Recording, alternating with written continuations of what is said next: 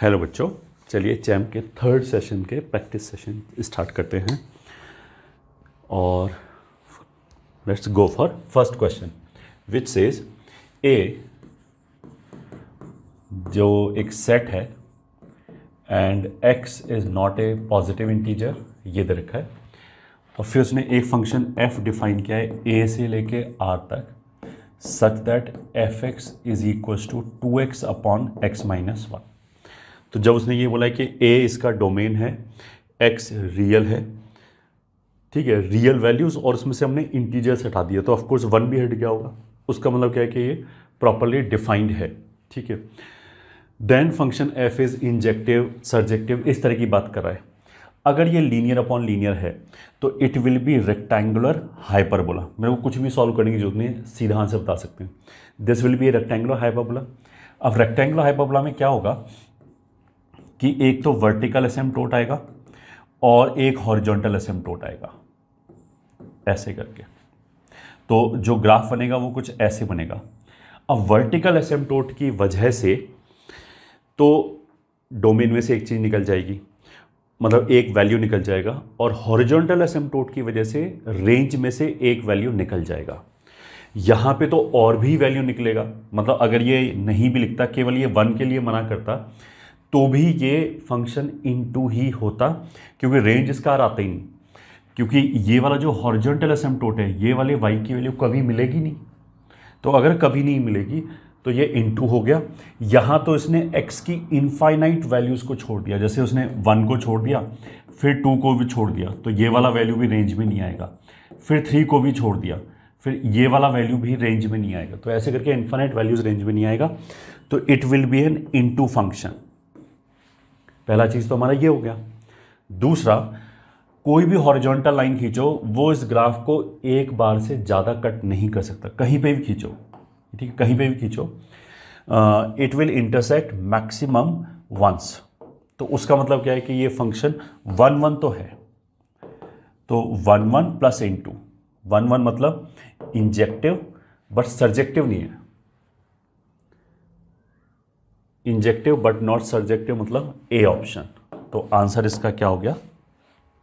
ए। Very simple question.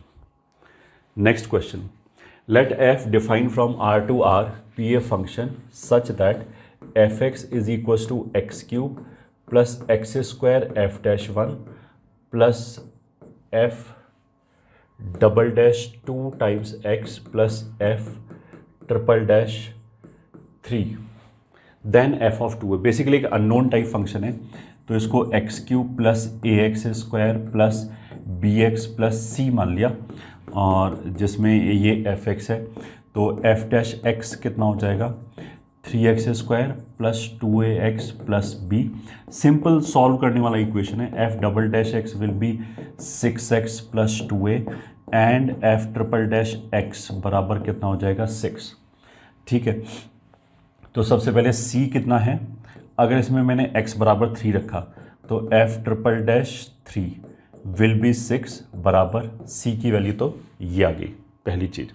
फिर f double dash 2 ये किसकी वैल्यू है b की, तो अब अगर मैंने x बराबर 2 रखा तो ये f डबल डैश 2 आ जाएगा which is nothing but b, which is ये हो जाएगा 12 प्लस 2a, एक रिलेशन हमारा ये आ गया।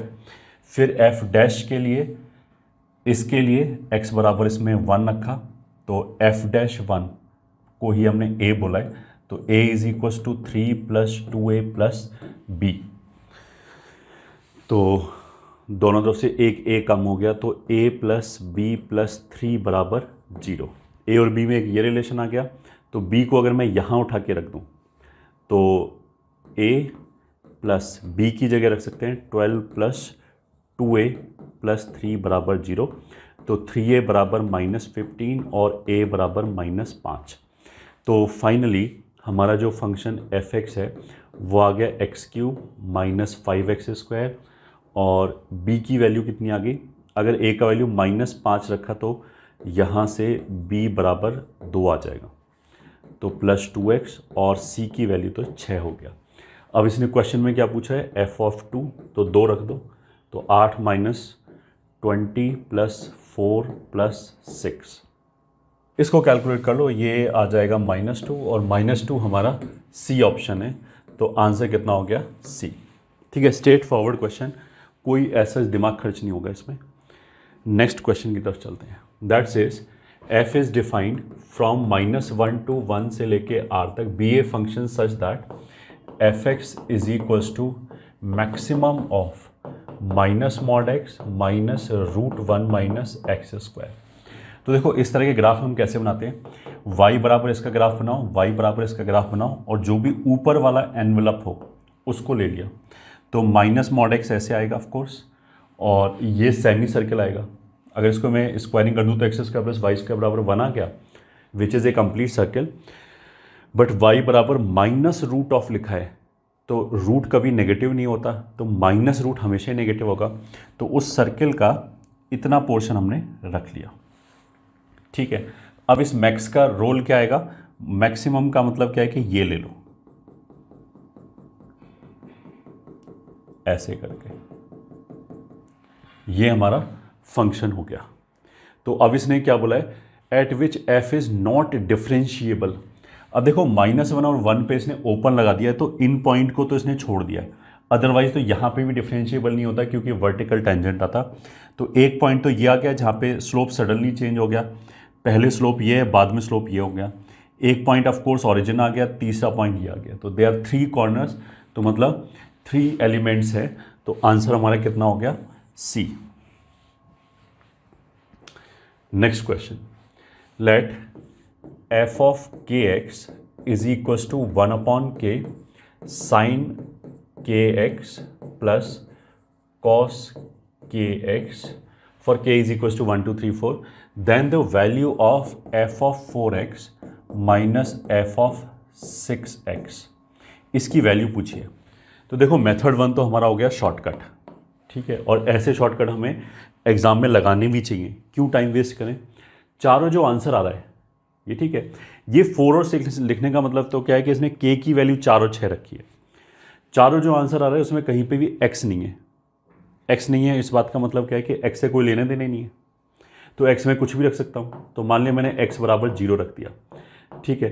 तो f ऑफ k 0, साइन 0 0 होता है, कॉस 0 1 होता है, 1/k हो गया।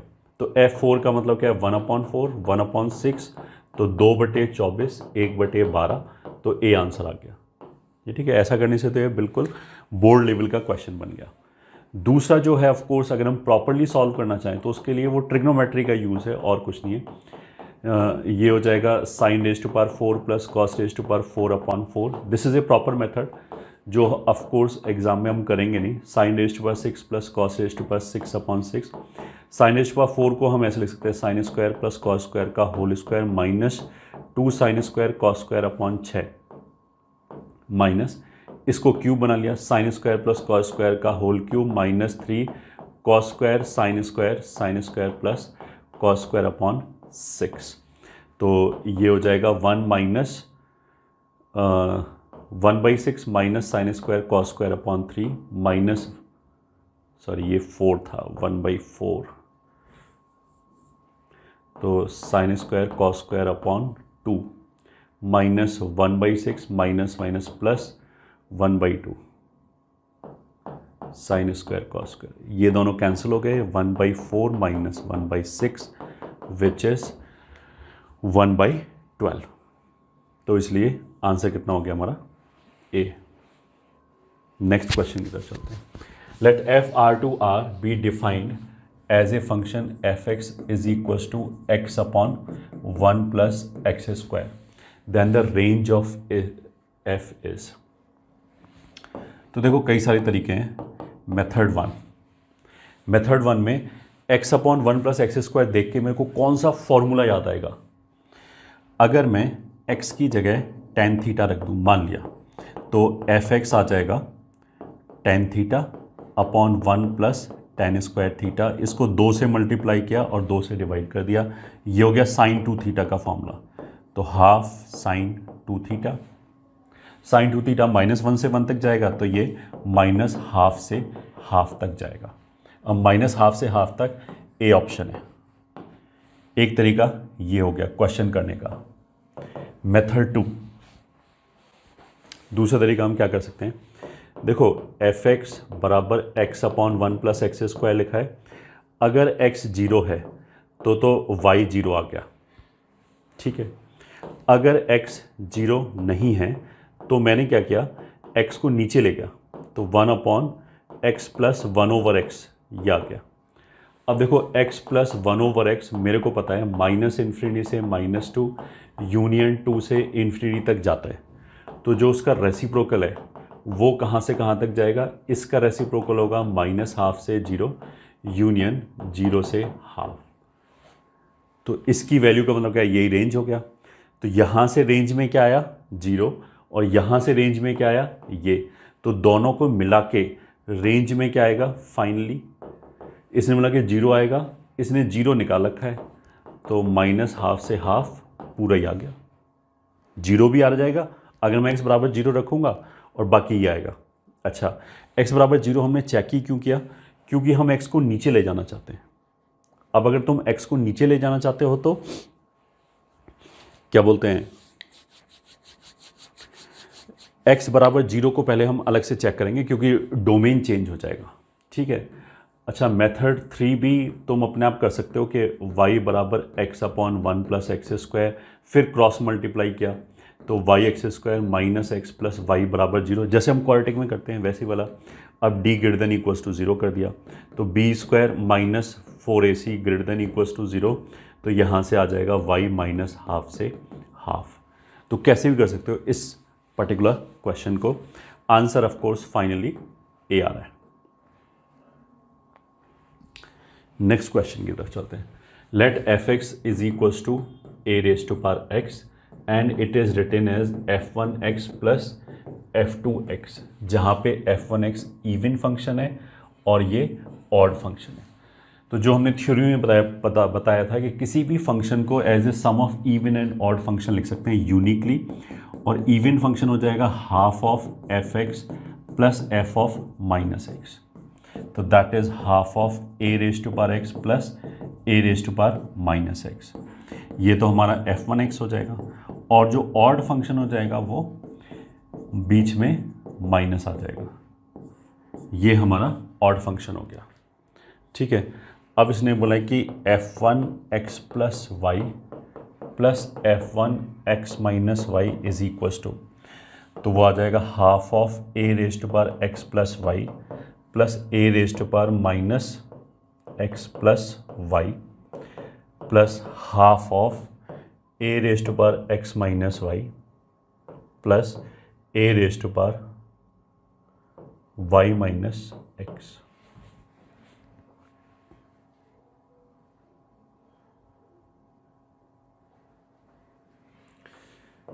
ये माइनस एक्स माइनस वाई ऐसे हो जाएगा।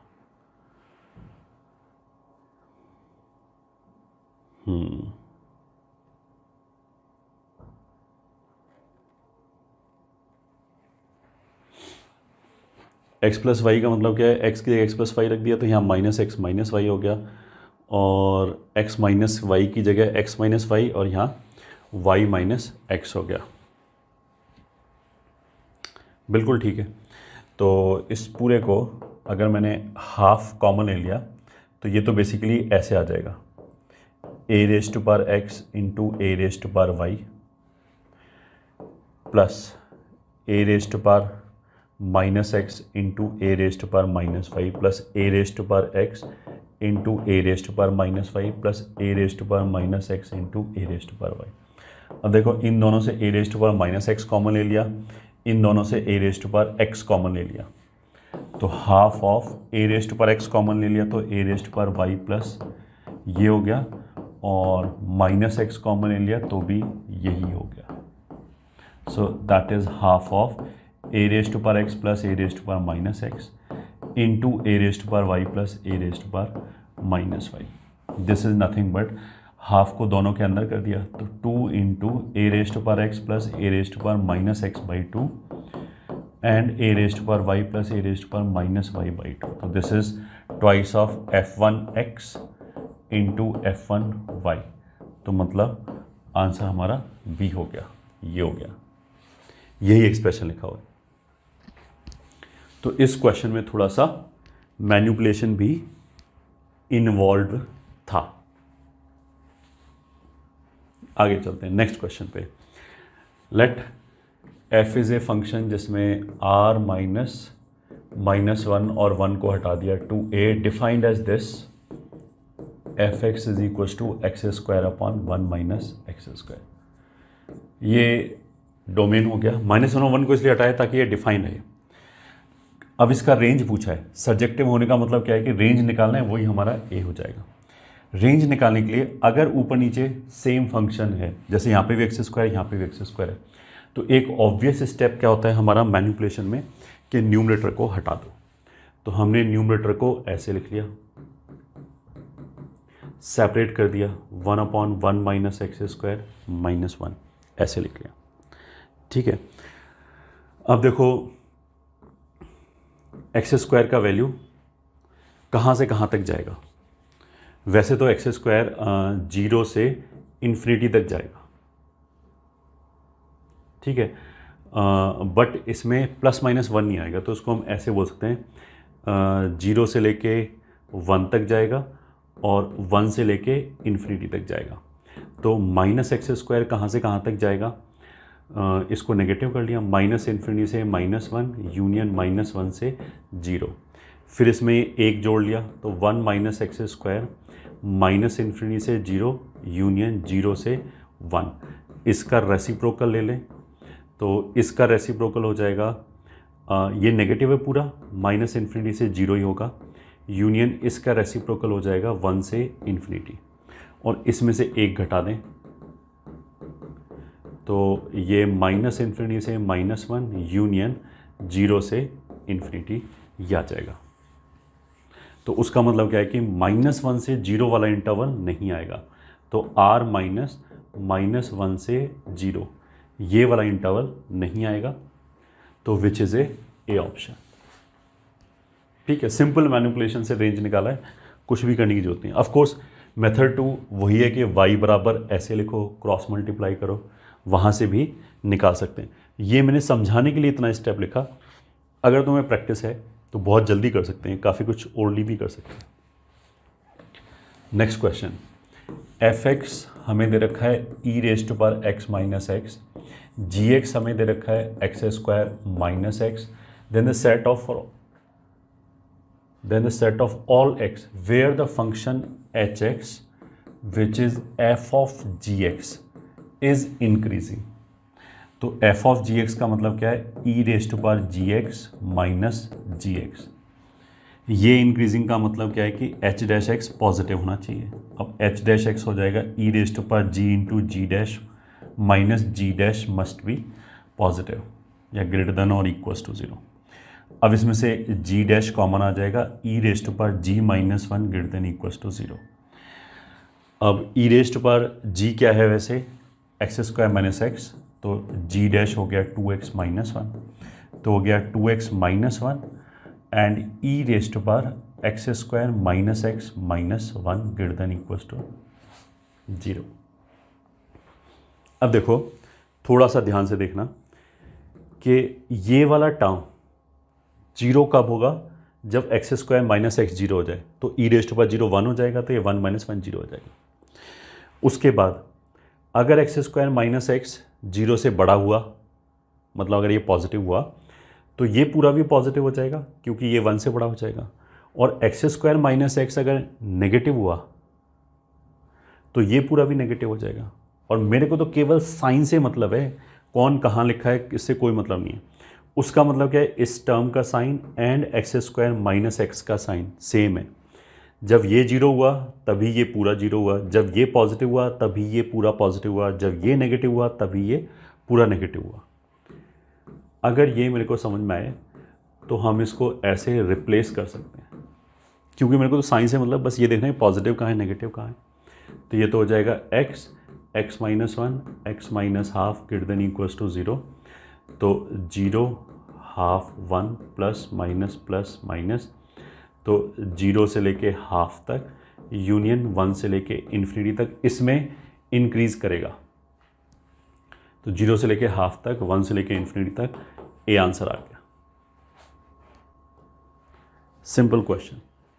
नेक्स्ट क्वेश्चन क्या है कि एफ ऑफ एक्स हो गया रूट एक्स, जी एक्स हो गया tan X and H X हो गया 1 minus X square upon 1 plus X square.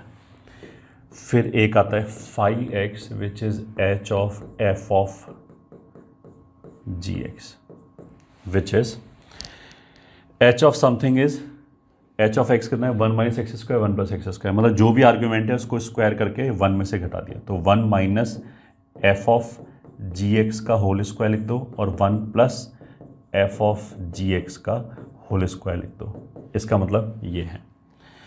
अब एफ ऑफ जी एक्स क्या है, एफ का मतलब क्या है, रूट के अंदर जो भी लिखा है वो लिख दो। तो अगर एफ का अंदर जी एक्स लिखा है तो रूट के अंदर जी एक्स लिख दो, टेन एक्स का होल स्क्वायर, तो ये हो गया 1 minus ten x upon 1 plus ten x. अब ये हमारा टेन 45 माइनस एक्स वाला फॉर्मूला हो गया। ठीक है, ये हमारा 5x हो गया। अब हमें चाहिए क्या, 5 π/3, तो that will be equals to 10 π/4 minus π/3, ये हो जाएगा।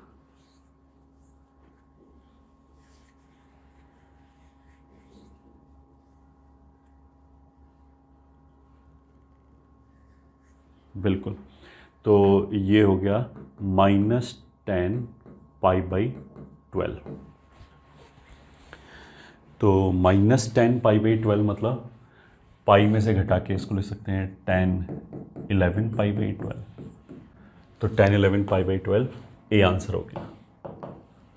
तो सिंपली ए आंसर। तो ये तो ट्रिग्नोमेट्री और कॉम्पोजिट फंक्शन का मिला जुला क्वेश्चन हो गया। नेक्स्ट क्वेश्चन, इसकी वैल्यू पूछी है -1/3 plus -1 minus 1/100 plus -1/3 minus 2/100 plus and so on plus -1/3 minus 99/100। ठीक है, तो देखो इससे रिलेटेड एक फॉर्मूला है जिसको हम ऐसे लिखते हैं, greatest integer of x plus greatest integer of x plus 1/n plus x plus 2/n plus and so on greatest integer of x plus n minus 1/n। ठीक है, तो इसको ऐसे बोलते हैं 0/n 1/n 2/n, ऐसे करके टोटल n टर्म्स लिखे हुए हैं। यह आ जाएगा ग्रेटेस्ट इंटीजर ऑफ nx, यह आ जाएगा। ठीक है, ये एक फॉर्मूला है। तो मतलब x में हमने अगर 1/n 2/n जोड़ा तो यह आ जाएगा। अब इसमें तो देखो ये तो 1/n 2/n ये तो है, बट ये तो माइनस के साथ है, तो इसमें तो एक घटा रहे हैं तो कुछ भी नहीं, उल्टा सोच लिया मैंने, इसको x ले लिया पूरा, तो उल्टा जाने पे 1/n 2/n और 3/n ये जोड़ रहे हैं। तो सेम फॉर्मूले से मतलब देखो यहाँ से यहाँ तक जा रहे हैं तो -1/100 हमने सब्ट्रैक्ट किया है। अगर मैं यहाँ से यहाँ तक जा रहा हूँ तो हमने 1/100 ऐड किया है। तो अगर हम इस डायरेक्शन में जाएं तो हम 1/100 लगातार घटाते जा रहे हैं, उल्टे डायरेक्शन में जाएं तो 1/100 हम लगातार ऐड करते जा रहे हैं। तो इसका फॉर्मूला तो हो जाएगा n टाइम्स x। तो n का वैल्यू हो गया 100 और x का वैल्यू हो गया -1/3 माइनस 99/100। ठीक है, तो दिस इज -100/3 माइनस 99। ठीक है, अब तुम इसको ऐसे देखो, -99 इंटीजर है उसको बाहर निकाल सकते हैं। ठीक है, और इसमें भी -33 और आ जाएगा, उसको भी बाहर निकाल सकते हैं, प्लस -1/3 ये बचा, ये -1 हो गया, तो -99 -33 -1 मतलब -133 आया। अब -133 क्या है, सी ऑप्शन है। तो बस वही आंसर हो गई। सिंपल एप्लीकेशन ऑफ एक फॉर्मूला। अदरवाइज हम डायरेक्टली वैल्यूज़ भी देख सकते हैं, जैसे -133 का मतलब क्या है कि देखो यहाँ से वैल्यू तो -1 -1 -1 आती रहेगी, फिर किसी एक टर्म के बाद -2 भी आनी चालू हो जाएगी। सही है। जैसे ये -1/3 है, जब इसमें -2/3 से छोटा नंबर ऐड होगा तब ये -1 पॉइंट समथिंग हो जाएगा, तो उसका इंटीग्रल -2 हो जाएगा। तो ये -1 -1 माइनस, फिर कुछ टर्म्स के लिए -2 वैसे भी करके जोड़ सकते हैं तो भी आंसर ये आ जाएगा। थोड़ा सा वो कॉम्प्लिकेटेड होगा, अगर हमें ये फॉर्मूला याद है एक लाइन में आंसर आ जाएगा। Next question is the domain of ये। अब देखो मॉड x ग्रेटर देन और इक्वल्स टू x होता है। अगर ये डिनोमिनेटर में है, ठीक है, तो इक्वल्स टू x नहीं चलेगा, हमें mod x greater then x ही चाहिए।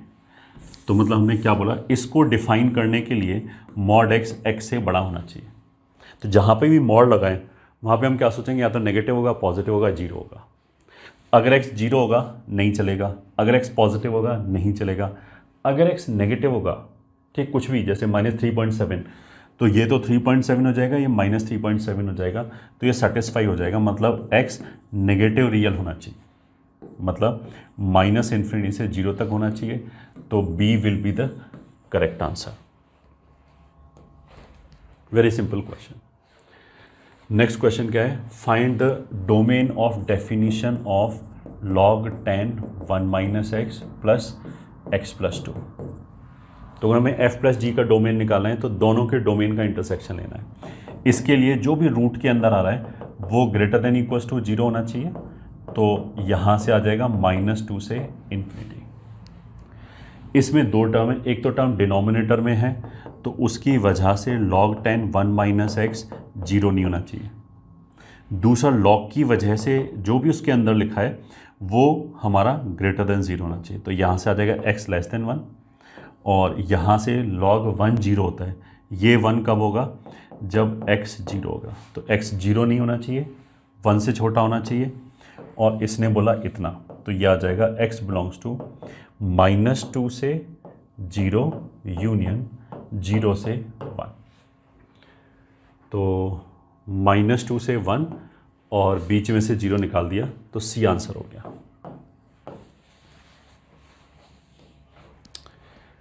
Next question, the period of the function cosec square 3x plus cot 4x। अगर ये cosec स्क्वायर लिखा है, ये ठीक है, मतलब चलो पूरा लिख देते हैं। cosec स्क्वायर, इसको 1/sin स्क्वायर लिख सकते हैं। sin स्क्वायर का पीरियड कितना होता है, पाई, और 3x हो गया तो π/3, और 10x का पीरियड कितना होता है, पाई और π/4। तो इन दोनों का एलसीएम, तो वो होता है न्यूमरेटर का एलसीएम, डिनोमिनेटर का HCF। तो पाई मतलब डी ऑप्शन, पाई के बाद रिपीट होगा वैल्यू। नेक्स्ट क्वेश्चन क्या है कि लेट fx बराबर e⁻x minus e⁻x upon e⁻x plus e⁻x ये दे रखा है, और R में डिफाइंड है। 1 into 1 2 की बात चल रही है, ठीक है, कोई बात नहीं। अगर x greater than equals to 0 है तब तो ये हो गया e⁻x e⁻x प्लस, तो इसको ऐसे लिख सकते हैं। फिर ऊपर नीचे सेम वेरिएबल आया तो हमने क्या बोला था कि न्यूमरेटर को हटा दो, तो +1 - 2 अपॉन e⁻2x प्लस 1 सेपरेट किया तो 2 अपॉन e⁻2x प्लस 1 ये आ गया। माइंड यू ये सब कहाँ चल रहा है, जब x greater than equals to 0 है। अगर x greater than equals to 0 है तो e⁻2x की वैल्यू कहाँ से कहाँ तक जा सकती है, 1 से इन्फिनिटी तक। तो e⁻2x प्लस 1 की वैल्यू कहाँ से कहाँ तक जा सकती है, 2 से इन्फिनिटी तक। तो इसके रेसिप्रोकल की वैल्यू कहाँ से कहाँ तक जा सकती है, 0 से लेके हाफ तक। फिर -2 से मल्टीप्लाई किया तो इसकी वैल्यू कहाँ से कहाँ तक जा सकती है, -1 से 0 तक। फिर एक जोड़ा e⁻2x प्लस 1, तो 0 से 1 ओपन तक जाएगा। तो अगर x पॉजिटिव है तो इतना रेंज आया, अगर x नेगेटिव है तो ये आ जाएगा fx बराबर e⁻⁻x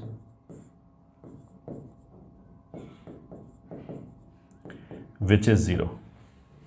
ठीक है, तो देखो दोनों को मिला के रेंज क्या आया, रेंज तो आया 0 क्लोज्ड से 1, तो रेंज मतलब इसका सबसेट हो गया, तो फंक्शन हो गया इनटू। दूसरा, x की नेगेटिव वैल्यू के लिए चाहे वो -5 हो चाहे वो -7 हो, चाहे वो -5 हो चाहे -7 हो, वैल्यू 0 ही आया।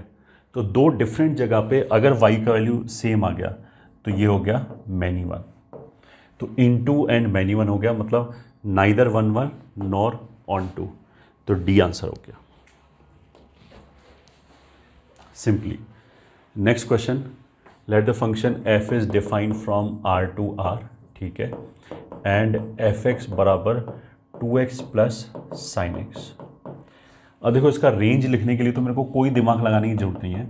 साइन एक्स कहाँ से कहाँ तक जाता है, -1 से 1 तक, और ये 2x कहाँ से कहाँ तक जाएगा, -∞ से +∞ तक।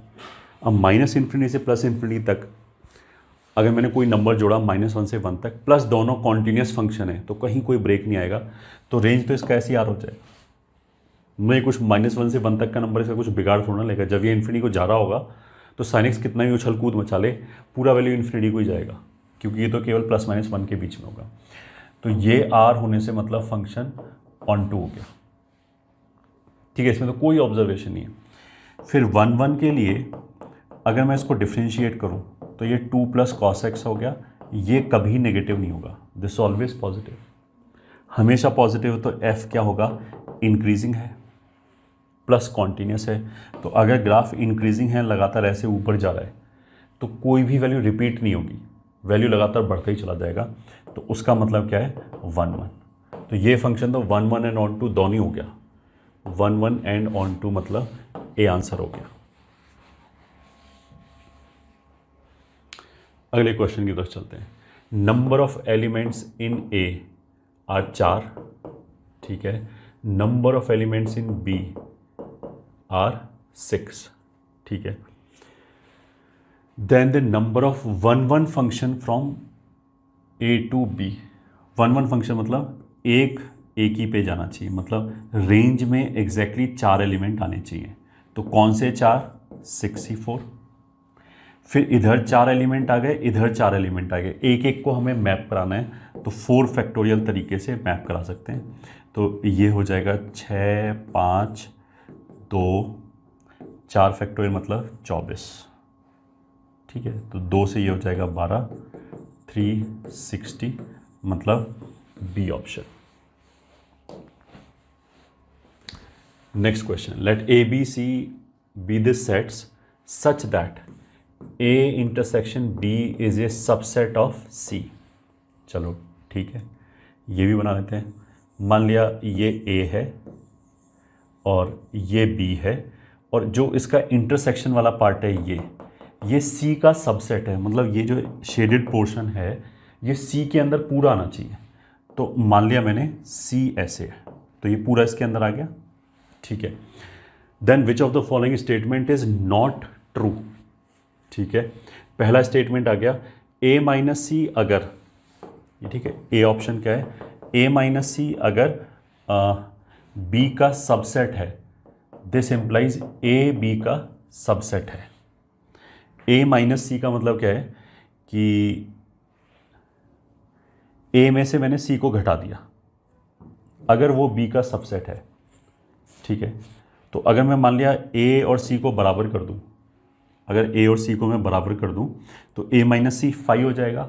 5 b का सबसेट है, हाँ है, तो फिर क्या a b का सबसेट हो गया, नहीं हुआ। अगर ये इसी डायग्राम में अगर c को मैं a के बराबर कर दूं, ठीक है, तो सारी कंडीशन सेटिस्फाई हो जाएगी, तो ये तो गलत लिखा हुआ है। b पार्ट में क्या लिखा है, a - b मतलब a में से b घटा दिया, अगर वो c का सबसेट है तो a में से b घटा दिया, मतलब ये वाला पोर्शन आ गया। अगर वो C का सबसेट है, मतलब वो C के अंदर है, तो C इस पूरे को इंक्लूड करेगा, तो A C का सबसेट है, हाँ, तो B ऑप्शन करेक्ट है। B ऑप्शन में जो भी स्टेटमेंट लिखा है वो करेक्ट है। इसने लिखा है C union A intersection C union B। अगर देखो ये यूनियन है तो इसको तो हम ऐसे लिख सकते हैं सी यूनियन ए इंटरसेक्शन बी, ऐसे लिख सकते हैं डिस्ट्रीब्यूटिव प्रॉपर्टी से। ठीक है, अब ए इंटरसेक्शन बी तो सी का सबसेट है, तो अगर सबसेट का यूनियन लिया तो वो तो सी के बराबर आ जाएगा, मतलब ये भी सही स्टेटमेंट लिखा हुआ है। डी पार्ट में उसने बोला कि B intersection C is not phi, तो ऑफ कोर्स अगर ये वाला पोर्शन फाई नहीं है तो ये बी के अंदर भी है, सी के अंदर भी है, तो ये कॉमन पोर्शन तो कम से कम आएगा ही आएगा, तो डी भी सही लिखा है। उसका मतलब क्या, केवल ए ही गलत स्टेटमेंट है और इसने यही बोला है कि which one is not true, तो आंसर क्या हो गया, a is not true. Next question, let R एक सेट है जिसके अंदर एक्स और वाई ये x square plus 3y square less than और equals to 8 is a relation. ठीक है, एक रिलेशन है जिसमें x square plus 3y square less than equals to 8 होना चाहिए। एक्स और वाई दोनों इंटीजर्स हैं on the set of integers Z. ठीक है, then the domain of R inverse, अगर देखो आर ये है तो आर इनवर्स का डोमेन क्या हो जाएगा, जो आर का रेंज हो जाएगा। ठीक है, आर के रेंज का मतलब क्या है, वैल्यू ऑफ वाई। ठीक है, तो अब तुम निकालो कि इसको सेटिस्फाई करने वाला X square plus 3y square less than equals to 8 को सेटिस्फाई करने वाला कितना इंटीजर है, क्योंकि एक्स और वाई दोनों इंटीजर है। अब तुम देखो y की वैल्यू 0 चलेगी, हाँ 1 चलेगी, अगर y पे स्क्वायर है और x पे स्क्वायर है तो अगर अल्फा चलेगा तो माइनस अल्फा तो अपने आप ही चल जाएगा। ठीक है, तो अगर y की वैल्यू 1 चलेगी, हाँ अगर मैंने 1 रख दिया तो ये 3 हो गया, X square less than equals to 5 हो गया, तो वहाँ से x की कोई वैल्यू आएगी, हाँ बहुत सारी वैल्यू आएंगी, x की वैल्यू 0 आ जाएगा, 1 आ जाएगा, 2 आ जाएगा। बस मेरे को तो ये देखना है कि ये चलेगा, हाँ अगर ये चल गया तो -1 अपने आप चलेगा। ठीक है, क्योंकि सिमिट्री से स्क्वायर है। 2 रखा तो 2 दूनी 4 इंटू 3 12, तो अगर यही 12 हो गया, उसमें कुछ और जोड़ा तो वो 8 से छोटा तो हो ही नहीं सकता, तो इसके आगे कुछ भी नहीं चलेगा, मतलब y की केवल ये 3 वैल्यूज़ आ सकती हैं। तो उसका मतलब क्या है, 2 ऑप्शन इज करेक्ट, यही आंसर हो गया। नेक्स्ट क्वेश्चन, a के अंदर m जैसी सारी वैल्यूज़ हैं सच दैट कि x square minus m plus 1 times x plus m plus 4 has both the roots are real, तो D greater than equals to 0, तो B square minus 4ac greater than equals to 0, तो ये हो जाएगा m square plus 2m plus 1 minus 4m minus 16 greater than equals to 0, तो m square minus 2m plus 1 is greater than equals to 16, m minus 1 का whole square greater than equals to 16, तो m minus 1 less than equals to -4 और m minus 1 greater than equals to 4, तो m less than equals to -3 और m greater than equals to 5। एक तो ये आ गया, चलो and b belongs to this. ठीक है, तो a तो कितना हो गया, -∞ से -3 यूनियन 5 से इन्फिनिटी, एंड b कितना हो गया, -3 क्लोज्ड से 5 ओपन। अब क्वेश्चन देखते हैं। तो first part is which one of the following is not true, ये देखना है। a माइनस बी, a में से b को घटाया, तो इन दोनों का जो इंटरसेक्शन है दैट इज ओनली -3, तो अगर a माइनस बी घटाया तो दैट विल बी -∞ से -3 यूनियन 5 से इन्फिनिटी, तो यही गलत स्टेटमेंट है क्योंकि 5 पे क्लोज आएगा और यहाँ पे इसने ओपन लगा रखा है। a इंटरसेक्शन b -3 हो जाएगा, इन दोनों के बीच में कॉमन -3 है, ये स्टेटमेंट सही है। b माइनस a, हाँ -3 कॉमन है तो ये हटाएंगे तो ये भी सही है। a यूनियन b r हो जाएगा, ये भी सही है। तो मतलब जो गलत स्टेटमेंट है दैट इज़ फर्स्ट, तो वही हमारा आंसर हो गया।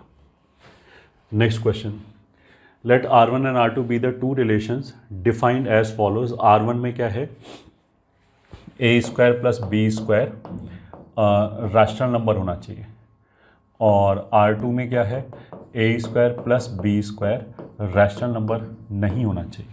ठीक है, देन Q is the set of all rational number. ठीक है, ट्रांजिटिव, केवल ट्रांजिटिव के बारे में बात चल रहा है, ठीक है। तो अब ऐसे क्वेश्चंस में हमें काउंटर एग्जांपल लेके दिखाना पड़ेगा। तो अगर R1 ट्रांजिटिव है तो उसका मतलब क्या है कि a square plus B square belonging to rational number and a square plus B square, sorry, b square plus c square belonging to rational number must imply that a square plus c square is a rational number. तो देखो ये तो ऐसी बात गलत हो जाएगा।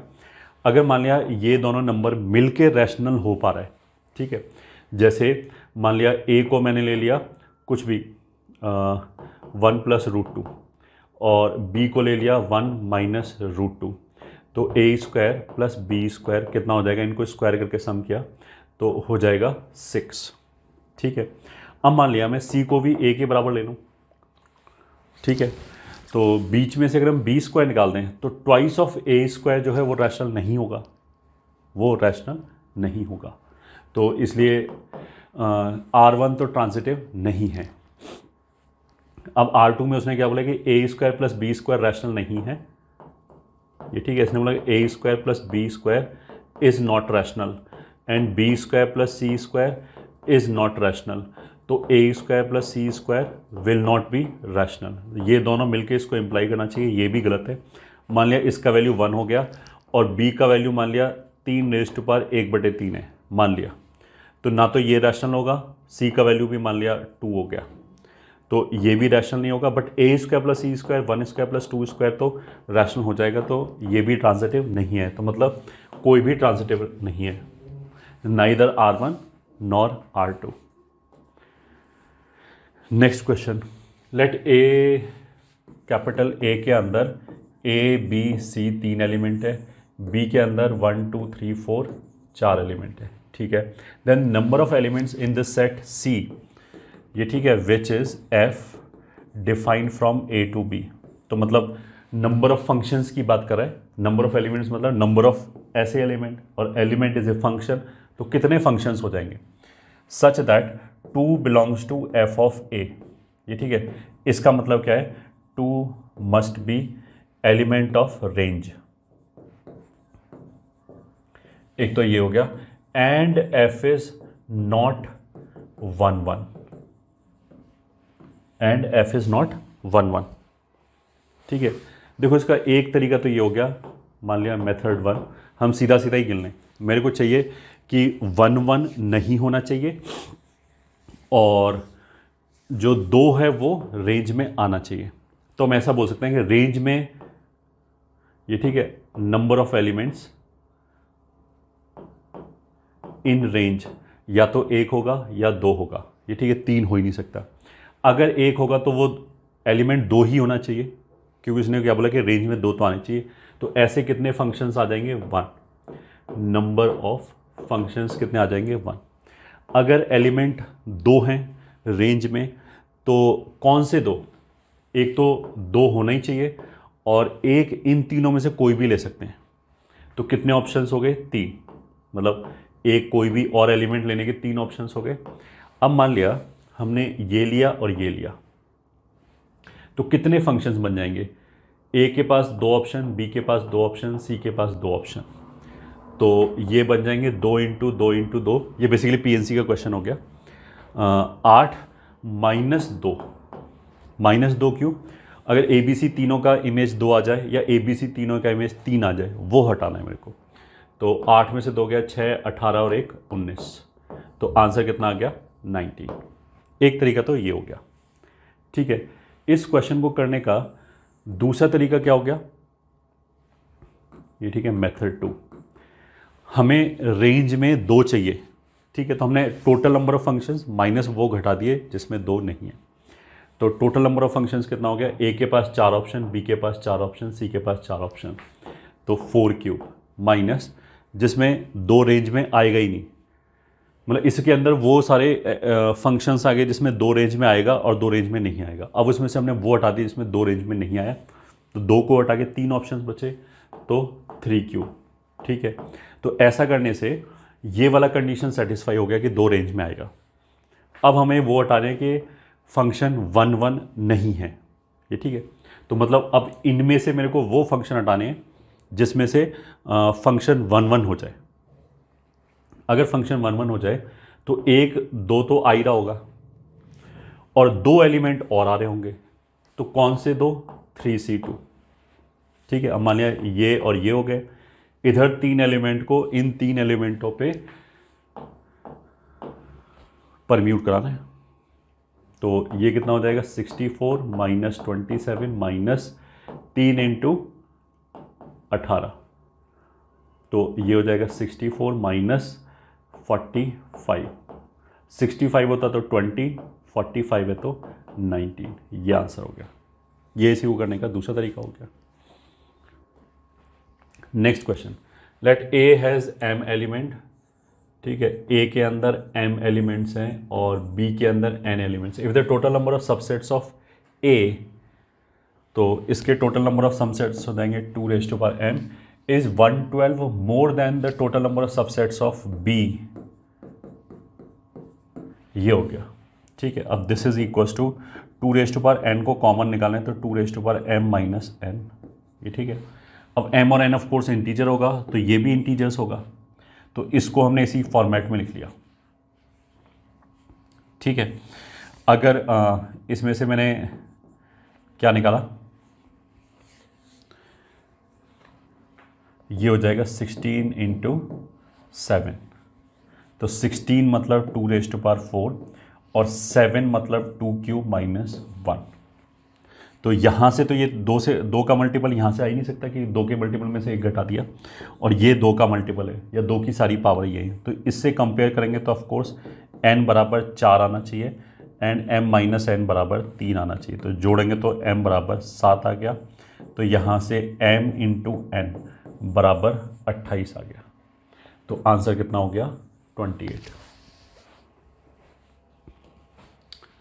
Next question, इसने बोला कि हमने सेट्स को ऐड किया x1 यूनियन x2 यूनियन ऐसे करके यूनियन x50, वो एक सेट t के बराबर हो गया।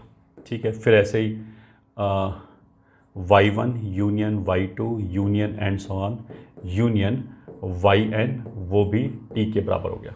Where each of xi contains 10 elements. ठीक है, and each of yi contain 5 element. ये भी ठीक है। If each element of the set t is an element of exactly 20 of the sets of xi। ये ठीक है, मान लिया इसके अंदर n एलिमेंट है। ठीक है, अब इसका एलिमेंट 1 उठाया, वो 20 जगह प्रेजेंट है। एलिमेंट 2 उठाया, वो फिर 20 जगह प्रेजेंट है। तो अगर मैं इसके एलिमेंट इसकी तरफ से गिनूँ कि पहला एलिमेंट उठा के 20 जगह रख दिया, फिर दूसरा एलिमेंट उठा के 20 जगह रख दिया, तो टोटल नंबर ऑफ एलिमेंट्स कितने डिस्ट्रीब्यूट हुए? 20n। यहाँ पे पहले के अंदर 10 एलिमेंट, फिर 10 एलिमेंट, फिर 10 एलिमेंट, तो वो कितने हो जाएंगे? 50 इंटू 10। तो 0 से 0 गया, 2 से 5 गया, तो n बराबर कितना हो गया? 25। तो इसके अंदर 25 एलिमेंट है। अब इसमें भी ऐसे देख लो, इसके अंदर 25 एलिमेंट है और हर एलिमेंट 6 बार यूज़ होगा यहाँ पे, और इसके अंदर अच्छा n तो हमने यूज़ कर लिया, तो ये मान लिया m है, n तो यहाँ पे दिस इज 5 इंटू n, तो 5, n बराबर कितना हो गया? 30। मतलब हमने क्या गिना है कि इसके अंदर 5 एलिमेंट 5 एलिमेंट 5 एलिमेंट ऐसे करके टोटल कितने एलिमेंट आ गए, और इसके अंदर जो एक एलिमेंट उठाया वो उसने बोला कि एग्जैक्टली 6 जगह प्रेजेंट है, तो दोनों के सम को बराबर किया है बस। तो n 30 का मतलब क्या है? 4th option is the answer. Next question, let f(x) is equals to x³ minus 3x plus 1। ठीक है, find the number of different real solutions of the equation f of x बराबर 0। डिफरेंट रियल सॉल्यूशंस, तो पहले तो मेरे को ये देखना पड़ेगा कि f(x) के कितने सॉल्यूशन हैं। तो अगर मैं f(x) को डिफरेंशिएट कर दूं तो ये आ जाएगा 3x² माइनस 3 कॉमन ले लें तो x माइनस 1 x प्लस 1, ये मैक्सिमम मिनिमम आ गया। तो जो ग्राफ है वो बेसिकली ऐसे बनेगा। ये ठीक है, एक मैक्सिमा 1 पे आ जाएगा और एक ये -1 पे आ जाएगा। अब हमने वैल्यू देखी, यहाँ से f ऑफ 1 कितना हो जाएगा -1, f ऑफ -1 कितना हो जाएगा 1।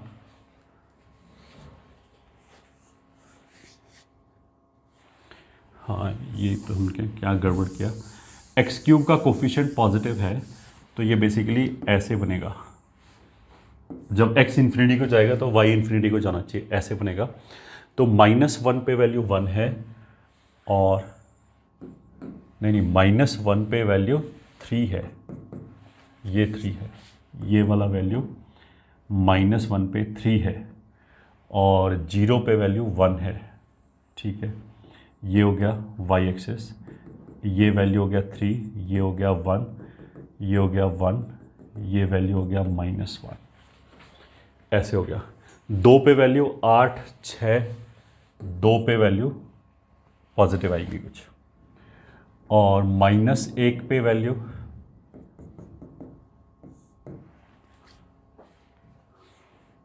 सॉरी -1 पे वैल्यू नहीं, -2 पे वैल्यू -8, हाँ तो -2 कुछ इधर होगा,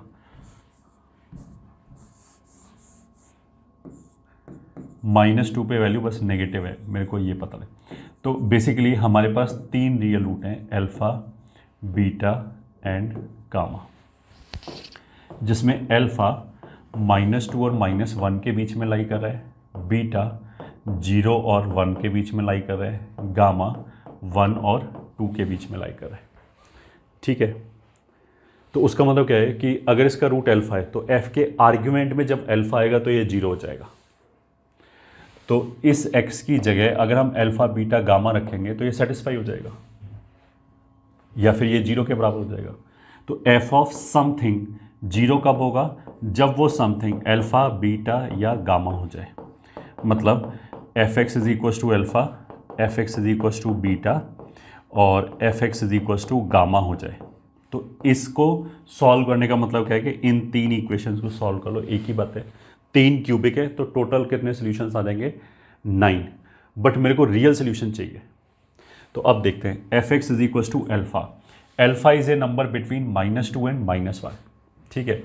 अगर -1 ये है तो -2 वाली लाइन तो ये आ जाएगी।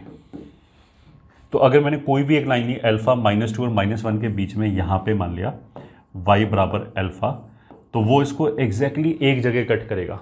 उसका मतलब क्या है कि इसके नंबर ऑफ सोल्यूशन कितने हो जाएंगे 1, एक रियल सोल्यूशन। फिर ऐसे ही हमने देख लिया कि एफ एक्स बराबर बीटा कितनी मतलब y बराबर एफ एक्स तो ये बना हुआ है, y बराबर बीटा इसको कितनी जगह कट कर रहा है। तो बीटा जो है वो 0 और 1 के बीच में, तो 0 और 1 के बीच में मतलब यहाँ कहीं एक लाइन आएगी y बराबर बीटा। तो एक सोल्यूशन, 2 सोल्यूशन, 3 सोल्यूशन। तो एफ एक्स बीटा कितनी जगह पे हो जाएगा 3, मतलब ये नंबर ऑफ सोल्यूशंस लिख रहे हैं। फिर गामा, गामा 1 और 2 के बीच में, 1 ये है, 3 ये है, तो 2 कहीं पे यहाँ पे होगा, तो गामा ये होगा y बराबर गामा। तो इसके भी 3 सोल्यूशन आएंगे, 1, 2 और 3। तो इसके भी नंबर सोल्यूशन कितने हो जाएंगे 3, तो 3 और 3 6 और 1 7 सोल्यूशन। अच्छा, ये जो हमारे इंटरवल्स हैं ये टोटली अलग अलग हैं, तो ये रूट इनमें से कोई रूट नहीं हो सकता। ऑफकोर्स ये रूट अलग है, ये रूट अलग है। तो 3 और 3 6 और 1 7, तो आंसर कितना हो गया 7 real solution. Find the number of different real solutions, तो वो हो जाएंगे 7। Next question, the number of integers in the range of greatest integer of sine x, ठीक है, plus greatest integer of cos x, ठीक है, plus greatest integer of sine x plus cos x, ठीक है।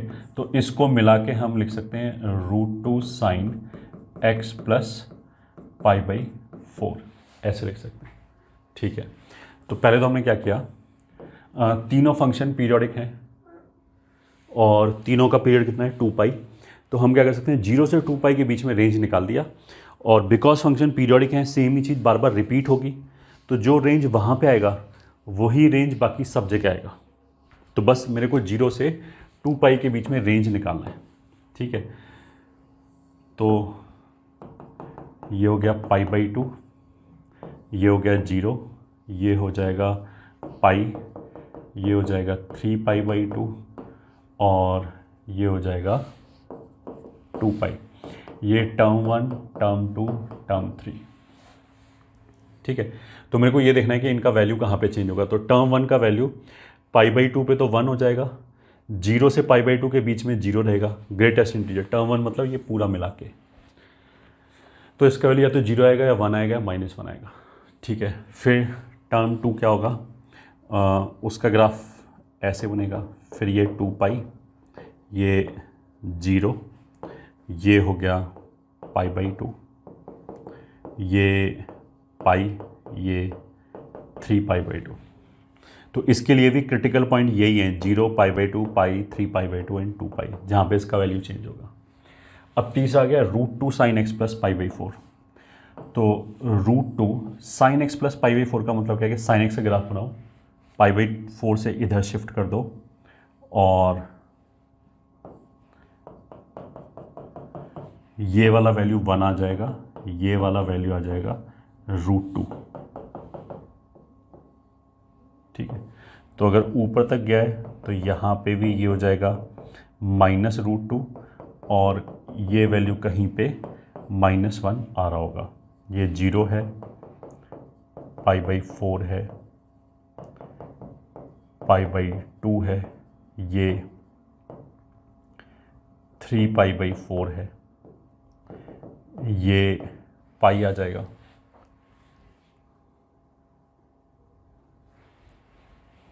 बिल्कुल ये 5 पाई बाई 4 आ जाएगा, बिल्कुल, और ये 2 पाई आ गया, ये 3 पाई बाई 2 आ जाएगा और ये कितना आ जाएगा, 2 पाई में से पाई बाई 4 घटा दिया, 7 पाई बाई 4, ऐसे हो गया।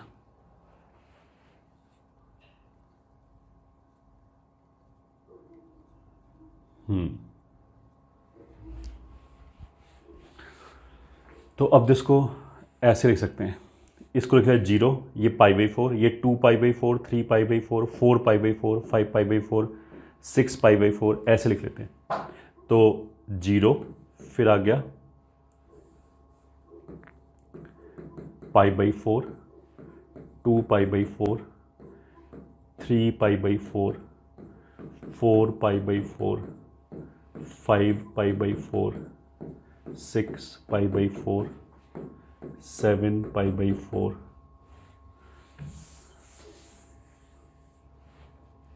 प्रॉपरली लिख लेते हैं यहाँ पे 0 pi by 4, 2 pi by 4, 3 pi by 4, 4 pi by 4, 5 pi by 4, 6 pi by 4, 7 pi by 4 and 8 pi by 4। ये वैल्यूज़ होगी।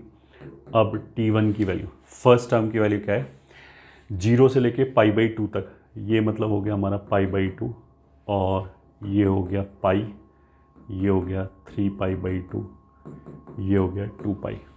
हाँ, तो 0 से लेके पाई बाई 2 तक वैल्यू कितना रहेगा, 0 से पाई बाई 2 तक 0 और पाई बाई 2 पे वैल्यू जाके 1 हो गया, तो यहाँ 0 0 0 0, पाई बाई 2 पे वैल्यू 1 हो गया, फिर 0 0,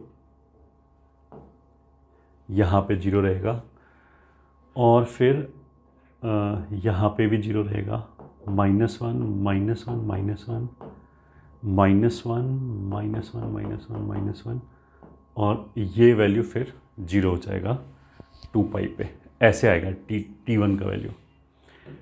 T2 का वैल्यू 0 पे इसका वैल्यू 1 आएगा और फिर पाई बाई 2 तक 0 0 0 और पाई बाई 2 पे भी 0, फिर उसके आगे -1 -1 -1 -1 3 पाई बाई 2 तक, तो -1 -1 -1 -1 3π/2 पे वैल्यू बेसिकली 0 आ जाएगा और फिर वो 0 0 0 यहाँ फिर 1 आ गया, ऐसे करके। बेसिकली 2π को भी पिक्चर में से निकाल सकते हैं क्योंकि वो वही हो रहा है जो 0 पे हो रहा है। अब आ गया हमारा टर्म 3। टर्म 3 में 0 पे ये वैल्यू कितनी आ गई, 1। फिर उसके आगे जो वैल्यू है वो हमेशा 1 रहेगा, कहाँ तक, π/2 तक 1 ही रहेगा।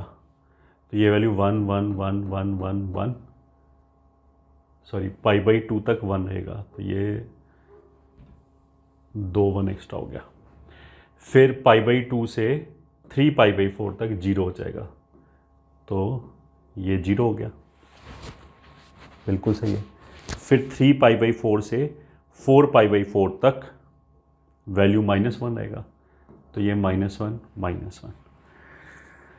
फिर 3π/4 से 6π/4 तक -2 रहेगा, तो -2 -2 -2 6π/4 पे -1 हो जाएगा यहाँ, और फिर आगे -1 रहेगा। 7π/4 पे 0 हो जाएगा, फिर 0 हो जाएगा, फिर 1। इतनी वैल्यूज़ आएंगी। तो अगर हम जोड़ें तो ये आ जाएगा 2 1 1 1 2 -1 -1 -2 -2 -3 सॉरी 2 और 2 4 -4 2 और 2 4 -4 -2 -2 -1 -1 2। तो देखो पॉजिटिव साइड पे 2 आया 1 आया, 2 आ गया 1 आ गया, ठीक है, बिल्कुल। नेगेटिव साइड पे -1 -2 -3 -1 -2 -3 -4।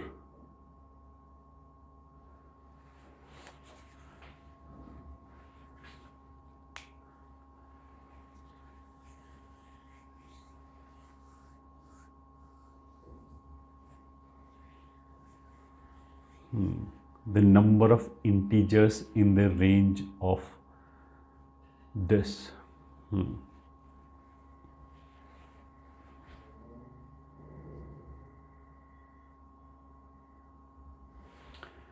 सॉरी ये -3 आएगा नहीं, ये -4 आएगा। 2 और 2 4, 2 और 2 4, 2 और 2 4, तो -3 नहीं आएगा, -4 आ रहा है। तो 1 2 3 4 5, तो नंबर ऑफ इंटीजर्स कितने आ जाएंगे, 5।